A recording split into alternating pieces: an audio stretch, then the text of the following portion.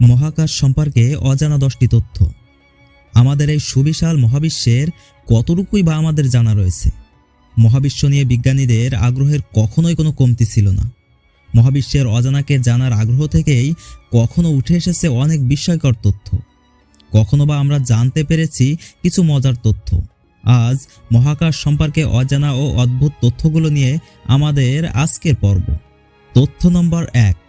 2002 সালে নাসা এবং German aerospace centre DLR নামক একটি যৌথ মিশনে চুক্তিবদ্ধ হয়।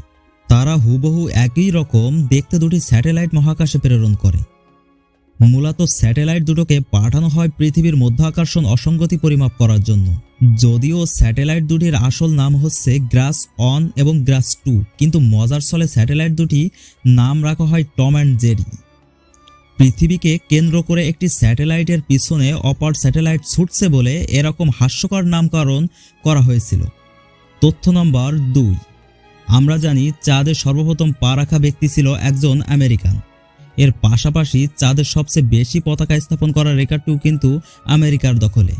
1969 থেকে 1972 সাল পর্যন্ত 6টি আমেরিকান পতাকা চাঁদে স্থাপন করা হয়েছিল। এর মধ্যে কেবল 5টি পতাকা এখনও অক্ষত অবস্থায় চাঁদে রয়েছে। তবে অবাক করার মতো বিষয় হচ্ছে আমেরিকার সেই সব পতাকাগুলো এখনও বিবর্ণ হয়ে গিয়েছে। এর কারণ হিসেবে দায়ী করা হয় সূর্যের তেজস্ক্রিয়তাকে। যদি নতুন করে কখনো কাউকে আবার চাঁদে পাঠানো হয়, তবে সে ব্যক্তি 5টি সাদা পতাকা ছাড়া আর কিছুই দেখতে পাবে না। তথ্য নম্বর 3। সৌরজগতের সবচেয়ে বড় গ্রহ হলো বৃহস্পতি বা জুপিটার। 1878 খ্রিস্টাব্দ থেকে এই গ্রহে একটি ঘূর্ণিঝড় পরিলক্ষিত করা হচ্ছে। প্রায় 150 বছর ধরে পরিলক্ষিত হয়ে আসা এই ঘূর্ণিঝড়টি বৃহস্পতি হয়ে এখনও বিদ্যমান। এর আকার প্রায় 2টি পৃথিবীর সমান। স্যাটেলাইট ইমেজ অনুযায়ী এই ঘূর্ণিঝড়টি বৃহস্পতি থেকে অঞ্চলে বিদ্যমান সেখানে একটি বিশাল লাল বিন্দু দেখতে পাওয়া যায়, যার কারণে এর নাম রাখা হয়েছে দ্য গ্রেট রেড স্পট। তথ্য নম্বর 4। পৃথিবীর প্রতিটি দেশের যেমন আলাদা পতাকা আছে, তেমন পৃথিবীরও নিজস্ব একটি পতাকা রয়েছে। পতাকাটির কেন্দ্রে 7টি রিং রয়েছে, যা একটি ফুল তৈরি করে। এটি পৃথিবীতে জীবনের অস্তিত্বের প্রতীক। আমাদের গ্রহের সবকিছু প্রত্যক্ষ বা পরোক্ষভাবে একে অপরের সাথে সংযুক্ত রয়েছে, তা স্থাপন করার জন্য রিংগুলো সংযুক্ত করা হচ্ছে। এছাড়াও পতাকার নীল রং দ্বারা জল বোঝানো হয়েছে, যা জীবনের জন্য অপরিহার্য এবং আমাদের গ্রহের বেশিরভাগ অংশ সমুদ্রের প্রতিনিধিত্ব করে।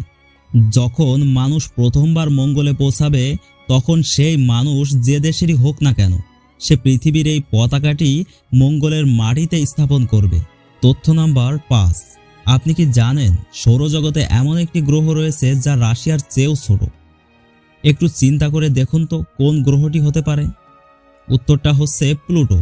একটি তথ্যচিত্রে দেখা যায় প্লুটোর আয়তন যেখানে 17.7 মিলিয়ন বর্গ কিলোমিটার, সেখানে রাশিয়ার আয়তন 17.1 মিলিয়ন বর্গ কিলোমিটার। তথ্য নাম্বার 6।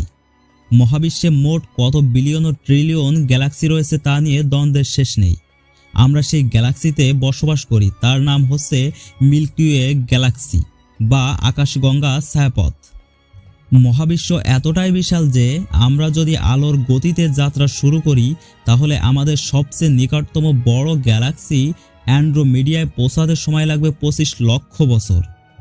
তথ্য নম্বর 7। ভাষা মহাকাশ অভিযানের একটি গুরুত্বপূর্ণ অংশ।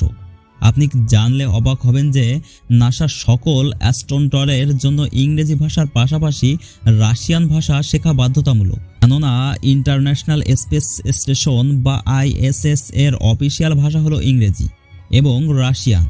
তাই আপনি যে দেশের অ্যাস্ট্রোন হন না কেন এবং যতগুলোই ভাষা পারদর্শী হন না কেন, আপনি রাশিয়ান ভাষা শিখতে বাধ্যতামূলক।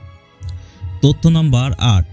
যদি প্রশ্ন করা হয় মহাকাশের বাইরে কোন জিনিসটি ছাড়া কোনোভাবে বেঁচে থাকা সম্ভব নয়, তবে তার সহজ উত্তর হবে একটি স্পেস স্যুট।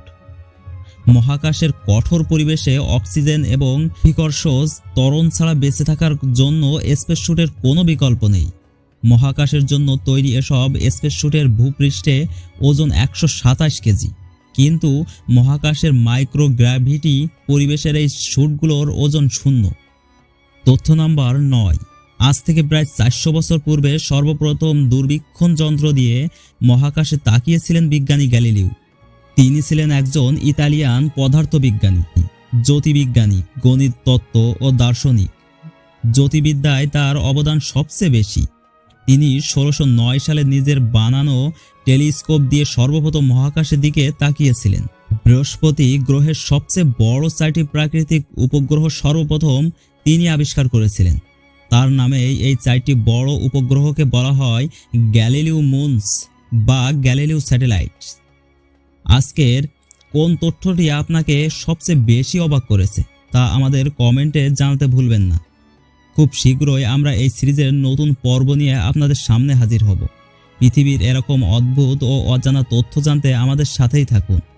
এছাড়াও যদি আপনি নিয়মিত বিশ্বের ছোট ছোট অদ্ভুত, রহস্যময় ও আশ্চর্যজনক বিষয় সম্পর্কে জানতে চান, তাহলে আমাদের সামাজিক যোগাযোগ মাধ্যমে যুক্ত থাকতে পারেন।